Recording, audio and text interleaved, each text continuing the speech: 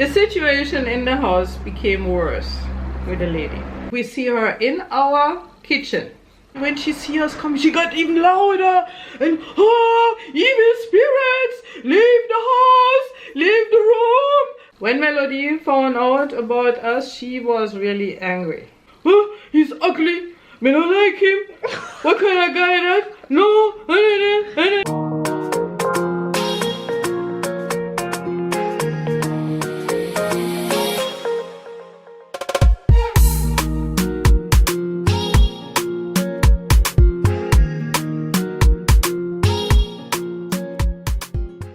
Hey my lovelies, it's your girl Mel. Welcome back to my channel. I don't know, I already know, so if mommy is here, it's another story time with mommy. Yes, so mommy, get right into it. And Andrea, we heard your request. This is a story time only with mommy, okay? At least I'm trying, okay? Disclaimer. The stories that I'm going to tell in this series are my experience, my truth, and my point of view over the past 38 years that I have been in Jamaica. And it's in no way intended to slander any person, the culture of Jamaica, or the island as a whole. Yeah, we are in the year 2008 still. We just had recently reached Jamaica in the month of May. Starting to build up the new shop, not right away because we had another 2 months to go in our boutique and then we emptied out and stuff. At that time, as I mentioned already, we were living in a house in Norwich which belonged to a lady. We basically got 2 rooms, a little kitchen and a bathroom in that house, and the other half of the house was lived in by the landlady. And in the beginning it was very nice. We just reached there and we would introduce ourselves. Yosha and Nikki had been living there already for a short period of time, and then as I was mentioning as well, we started with just sleeping on a mattress on the ground. Again, we couldn't even have a bed or nothing, none of us.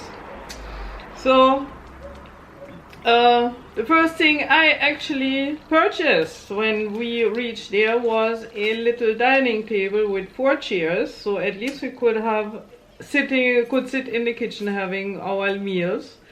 Then we had a fridge, we had a little stove, and basically our routine would be to come home in the evening. I would cook dinner, or one of us would cook dinner, and we would eat together and basically go to sleep and head out pretty early again in the morning. Melody going to school, although in the beginning she wasn't really in school. Yet.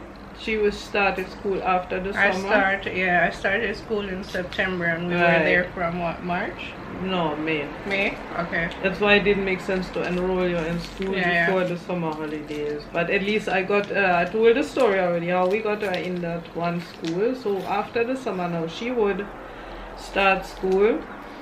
So basically we had our little daily routine going, not really spending that much time in the house anyhow, but it was, I enjoyed the place, the veranda where we could sit in the evenings. We would right overlook the sea, and the view was beautiful, and the yard was nice.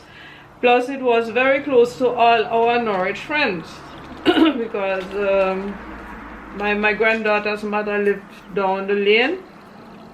Nikki was living with us in the house. My adopted son was living right beside that house. Yeah. So basically we had our Norwich family right close by, and that of course made it much nicer and easier to get back into our Jamaican lifestyle.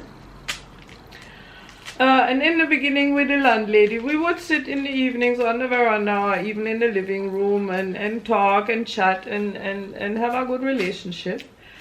Until one day, I don't know why and what happened, that lady changed. Like a switch. Yeah, seriously, it was like from being very friendly and open, and we would always go in and out and hi and bye and how are you and stuff like that, and suddenly she would start to be really finster face, you know, and barely answering us when we were talking to her, and then she would start to talk to herself and saying all kind of things, you know, so we could overhear them.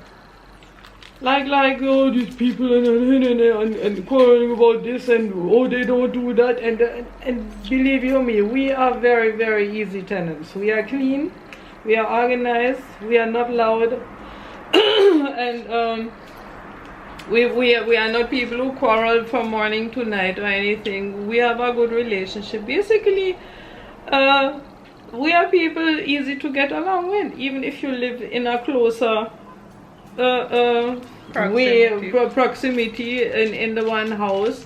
I mean, there was basically, I couldn't see anything that would disturb her really. Plus that we weren't really around that much anyhow. And paying rent on time. Yeah, paying rent on time, of course, and whatever else was necessary. Keeping the bathroom clean, keeping the common areas clean, so nobody could complain that we dirty of this and that. But nonetheless, that lady became very negative, and always mumbling under her breath and saying something. So you know how I go when people mumble and you can only hear part of what they are saying, so it could be interpreted in many ways what she was really saying. And then, I mean, I'm a person, I'm upfront and open, so I would even confront her and say, do you have a problem with anything? Please let us know. And then, of course, no, nothing. And I said, okay then, you know, and you know, me now, I'm Libra. Libra people need harmony around them. Or at least what we are doing, we try to achieve the maximum harmony possible in any circumstance. Now, especially where I live, the place that I come home to, the place that I spend my nights and where I sleep and where I come after a day of work or doing things, and I would love to be at home and just have a nice atmosphere around me. Like if you see my house here right now, I have a little fountain, I have a little, what you call them?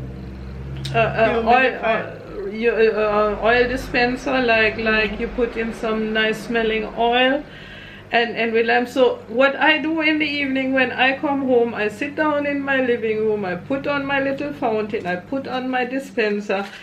I just want to have like some harmonic feeling around me. In Germany, in winter worse, because it's very dark very early. You should see my room where I am is full of candles. I need some light, I need some coziness, I need just to feel warm and comfortable where I am. So it was really rough now coming home in the evenings and looking out, oh, where is she, and is she mad again, or is she making up her face again? So we kept as much as possible to our side anyhow, but it got worse and worse, and I don't know what happened. One morning, it was the 5th of August. On the 6th of August we have Independence Day in Jamaica. It was the 5th of August, and something happened and occurred, and that woman was really getting out of order again. I cannot recall the direct situation anymore because it's a good while ago, but she made me feel so mad and so uncomfortable that I decided, no sir, me go down in the town and I don't even know what I'm going. I was really upset. So I went downtown. Behind the market in Port Antonio, there is this little bar, outside bar, and I decided, boy, I'm telling you, I'm going to have a beer, because that was about midday 1 o'clock or so. So I sat down by the bar, and the person I worked in that bar at the time, I met him from before. We have been kind of have one or two conversations before. So I sat down and I ordered my beer, and he looked at me and said, "What's wrong with you? What is happening? You really look upset." So for some reason I started to tell him the whole story and get really mad and tell him the entire thing and tell him about same thing, like my need for being calm and harmonious in my environment and stuff like that. So he was very patient and listening and giving me trying to give me a little advice and stuff, but I was still really upset. So at one point in time he said, "You know what? You and me, we are going to my house now, and we sit down and you cool down and you cool off and everything, and then let's see what's going to happen." So I was like, "Hey, to his house? Huh? Why?" You know, and then anyhow, I mean, it's not like I'm naive or anything, but we went to his house. We bought a little vodka and some chaser, and we sat down on his veranda and continued talking, and it was actually really good. I mean, I felt very, after a while I started to cool down and I felt comforted, and he started to tell me about his life and what had happened to him. And because the funny part is actually the reason why I only got to know him then was because while I was in Jamaica from 1983 to 2002, he was abroad in Canada, and actually he came back in 2002, but I left in September 2002, and he came sometime in spring, and I left in September. So in those few little months we never met.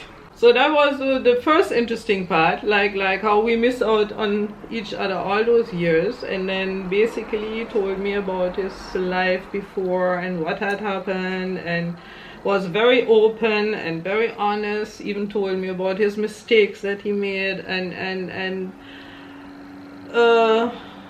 actually the place he lived was his mother's house, and he was living there with his mother and his older brother. And the older brother had a mental, well, he was kind of a little bit mad. Years after, when I asked the doctor what he really has, he said, "Oh, something wrong with his head." The doctor, you know. Because I tried to figure out how I could maybe help him, like with different medication or do something for him. And when I asked the doctor for the diagnosis, "Oh, something wrong with his head," they said, "Oh, well, that is very precise. Thank you," you know. Anyhow, I was living with his mother at the time was 85 years old. Pretty fit still. I mean, walking around, cooking, watching TV, doing whatever she wanted to do. Was glad that she had her two sons with her in her house. And one thing though, I can call his name now, his name is Richie. Richie had started to grow back dreadlocks at that point in time, because he had, well, after he came from Canada, he used to have dreadlocks down to his knees, and his family kind of talked him into cutting them, and gave him even money for that purpose, and for him to start a business, which he tried, but it kind of failed. So at that point in time when we met, he was just starting back to grow dreadlocks. They were maybe this long, very short. So he was always wearing a cap or a hat or whatever, because his mother did not like dreadlocks. But he decided, okay, that is me, I'm the person to wear them, and I'm going to do it, but I have enough respect for my mom that she doesn't have to look at it, basically. So basically, all the time when he was in the house, when she was there, he would wear a hat. And the way he portrayed himself to me, I mean, like coming over very honest and very caring and warm, and remember, I hadn't been in a relationship for quite a few years, or with any man, not even attempted really to be in a relationship. And for me it was very unusual at the time, because I mean, after all these years being alone and then basically still responsible to raise Melody, and yeah, being a single mom, all my life basically. And after, I think by the time when I met Richie, I hadn't been with a man like for all 8 years or something. The time basically that I spent in Germany, and before that I was not really involved. So suddenly this person come into my life, and even after that day when we met in the town, he would always buy me a fruit salad or say, can I get you something, or can I help you with something? And for me it was like, whoa, there is somebody who cares actually, you know, and is somebody who would do some things for me, and I wasn't used to it anymore at all. So on one side, of course, it was nice and I felt flattered and everything, and then on the other side it was like almost too much. It's a trap. No, not a trap. I felt like, well, yeah, maybe a trap is not even the complete wrong word. I felt like I was ambushed or something, you know. It's like, because he would start to hang around.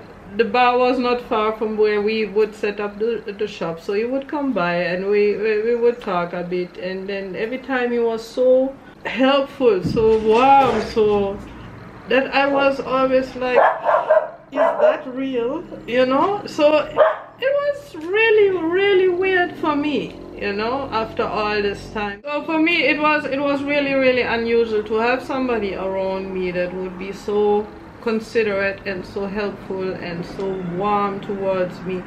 And one thing, after we got together and got involved, that was the 5th of August basically 2008. I have one thing that really, really, really impressed me was I have never seen a man looking at me the way he did. I mean, it was like what he said a little bit later on was like he immediately fell in love with me hard, and from that part he always said, oh, I never felt like that about no woman yet, and so, and you could say it's only words, but in this case his eyes, you know, eyes cannot lie. His eyes were, I don't know how to explain it, but like there were stars in his eyes when he was looking at me. I mean, they were extra shiny, extra big, and it was, I mean, you know, in a comic when you see the stars go bling, bling, bling, bling, bling, bling, bling, come out of the eyes, that's how his eyes looked at that point in time when he looked at me, and I was like, whoa, you know, I never ever in my life had anybody look at me like that, and I was like, where does that come from? And it was like, for him it was very unusual too, because as he was saying, he had a lot of experience, of course, over the years with women and stuff, and it was like, for him it was like a revelation as well, that he could even start to feel for somebody like that as well. So that is why when he told me certain things, I was really willing to believe, because like I say, eyes don't lie. I mean, your mouth can lie, your mouth can tell a lot of things, but eyes do not lie. And that is why I had a real tendency to believe what you are saying. When Melody found out about us, she was really angry. She was very angry. Oh, he's ugly. Me don't like him. What kind of guy that? No. I mean, you must see, she hasn't seen me with a man in a long time. You know, at that point in time, she was 13 years old, -8. I don't even remember that. Oh, you were so adamant. Like, you always call him, he's so ugly. I don't like him. Look how he look. Look. No, what you want with a man like that? I really, I guess he was just jealous because her mommy suddenly had somebody else in her life. And I was like, kind of, honestly, I said, girl, you have had me for yourself for the longest time. You're a 13-year-old now. In 5 years, you're gone anyhow. More or less, you know? So, hey, give me a chance now. Make me find somebody maybe for my life or in my life that I can be with and happy with and so. And it was, for me, it was really a huge comfort to get this man in my life now. Because he would spoil me too. I mean, sometimes I would go visit him in his house and he said, oh, I cooked for you already. Sit down, see a drink here, relax. You know, and I did not know anything like that, because at home I was the one cooking, I was the one doing, I had to do everything all the time. Nobody ever got the idea to say, sit down and relax. You know, and for me it was like, nice. So of course I enjoyed that part very much. Basically, because we were living in our circumstances, we would mostly meet in his house then, and I mean, all little things, for example. I mean, in the beginning, for example, one I spent a night over there, so early in the morning I woke up and I was lying in his arms, and me lying in a man's arm was for me always like, oh no, too tight, you know, we can't have it, no. With him it worked. I could just lie and be relaxed and enjoy. So that morning when I woke up, I realized somebody who held his hand over my eyes so the light wouldn't wake me. Isn't that sweet? I mean, come on, I was a woman that was not spoiled by men at all. So those little gestures, and they had a lot of them, you know, for me was like, wow, you know? And I really thoroughly enjoyed that, trust me. So basically then, what happened, the situation in the house became worse with the lady. So we decided we have to look for another place to live. And luckily, pretty fast, we got an offer to move. It would still be in Norwich, going up, like further down the road, going up the hill, way up, there was a house that was empty at the time. And the landlord would rent it to us. It would have 2 bedrooms, 1 living room, kitchen, basically enough for us. And we decided to get the hell out of that house, because the woman became madder by the day. What she do one day we came home, we see her in our kitchen, and she had put out candles and what you call them, incense sticks and stuff like that, and put on a little radio, and she put on some really weird music, and she was in the kitchen and kind of like chanting, get out, chanting, and show out the evil spirits. And we came in and looked at her and said, what the heck is wrong with this woman, you know? Because first of all, it was our kitchen. She never had nothing to do in there, because we rent the place and pay for it. And then she was like going on, and when she see us come, she got even louder, and oh, evil spirits, leave the house, leave the room. And I was like, we were all like, we had to laugh on one side, you know, I was like, what the heck? And then on the other side, of course, it was not feeling very comfortable. So we were really happy to get out of that place. So we packed our things, put them in the car. We didn't have much anyhow. Drove up to the next house and start to occupy that house. And that was very refreshing. And what happened after that, I will tell you in the next month's story time. So let me just add, I don't remember reacting that way towards them, to be honest. But hey, I was young and yeah, you were jealous, baby. You had had me for years for yourself. I didn't say anything, mommy. I'm just saying I don't remember it. Jeez. Hab dich auf. Sure. But in that time, because we were so close to my firstborn niece, I went into full auntie mode. Like, I was at my niece's house every day, bathe her, play with her, like every day. That would be like my ritual. So I got really close with my niece's mother. So she basically adopted me as her official sister, even though, you know, after a while she and my brother broke up. So I was still always the official adopted sister because I was so close to my niece, and like literally everything, every day I would be down there doing some stuff. I would bring her up to the house, you know, mommy would get to see her and stuff, and then I would bring her back down. Like I was full on. That was just me all day, every day. Go to the beach and stuff because there was beach close by and all those type of stuff. So yeah, that was kind of mainly what I was doing in those times.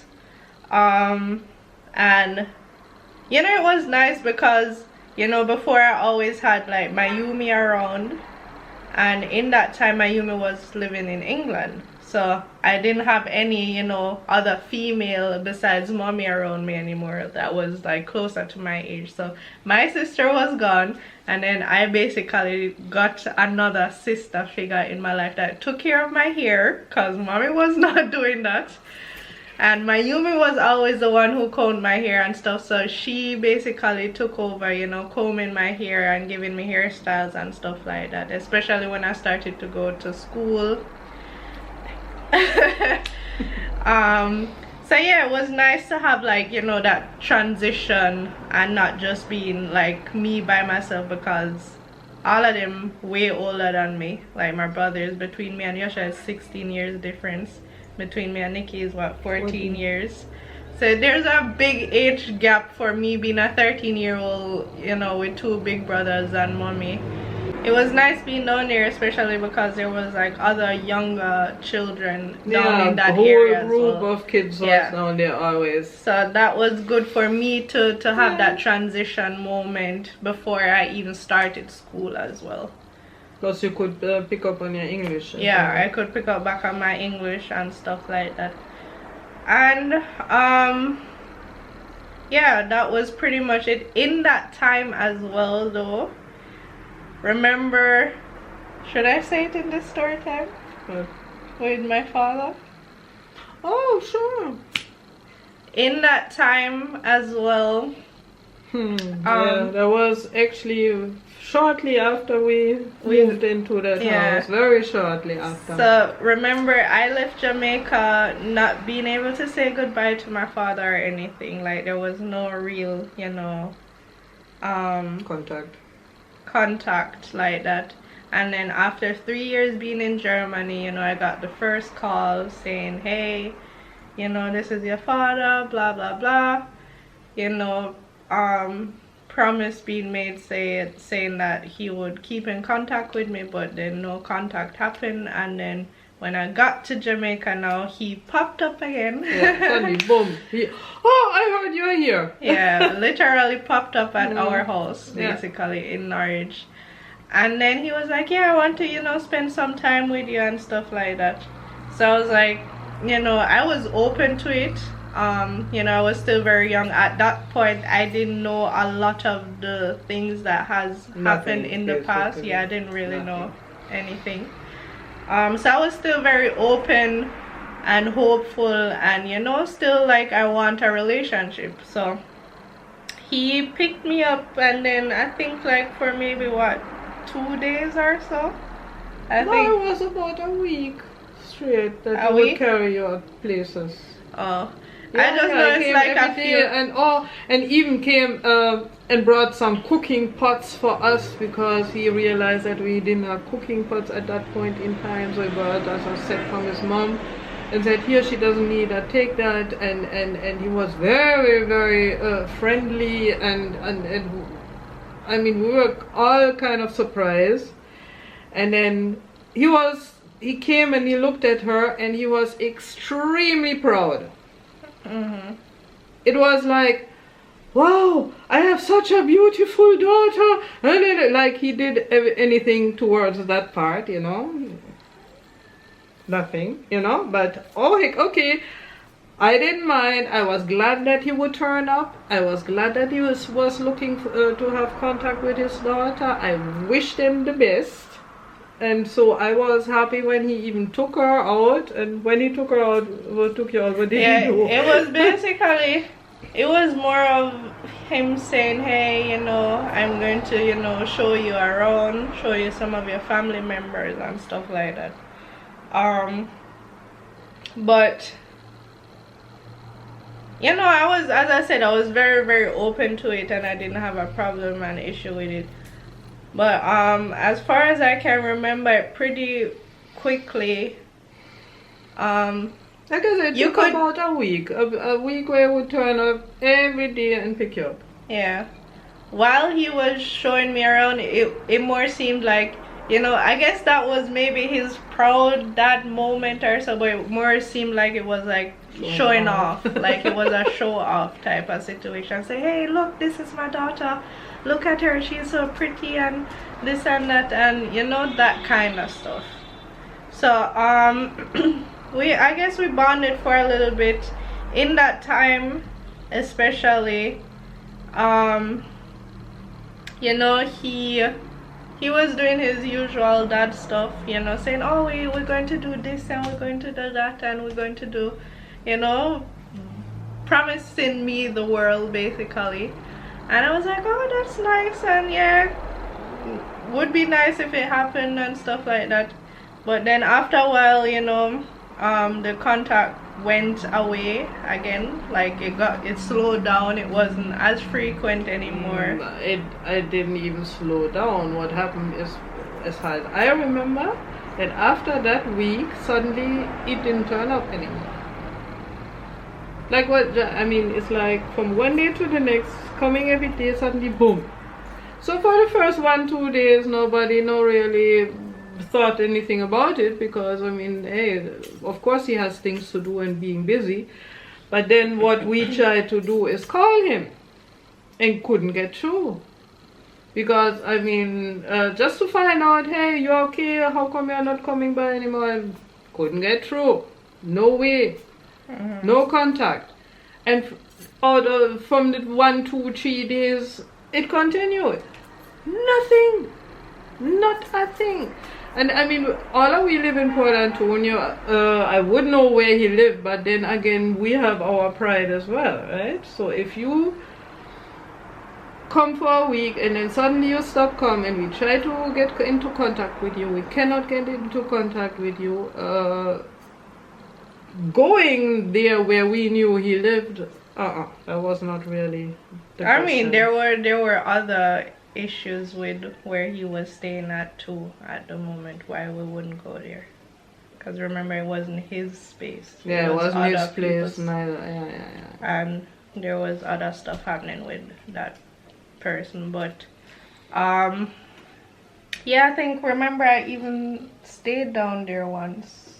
Oh, or was that before? Yeah, I wouldn't remember. I think I stayed there for like a little while, like few days. Okay. Or one time. I don't know. I honestly don't remember, because I just remember being there, or probably I just visited down there for the day or something. Visited, yeah, I don't think I slept there. Yeah, stayed there. Yeah, because I don't remember any form I know of that you did visit down there. Yeah. But yeah, that was just basically, so I just know that he was there in the very beginning, and then I just know that after that it was like very like sparse moment, like spread throughout the years. So I'm not talking within that same year, because the next time I remember seeing him again is when we moved again down to Bombrook. Okay. And that was a while after. That was about 3 months after Rancho. That was after Rancho. And in Rancho, we didn't stay long in Rancho though. We were maybe 3 months in Rancho. And then we moved down. So that would be around the time when we opened the restaurant. Probably. I don't know. I just know that that was like the next memory I have of him. So it was months did pass without you seeing him again or getting into contact with him. Because them time, of course, you didn't have so much the cellular phone, and you didn't have such easy access to people. You know, you would have to find a way to contact them. Yeah. So and then when I was in Bolingbroke, now when we lived in Bolingbroke, there is a very big story That's next that's time. going to be for sure the next story time, because it was shocking to me, let's just say that. So I'm not sure if you know what I'm referring to. Right now I have no clue. She will tell me. Yes. So next time.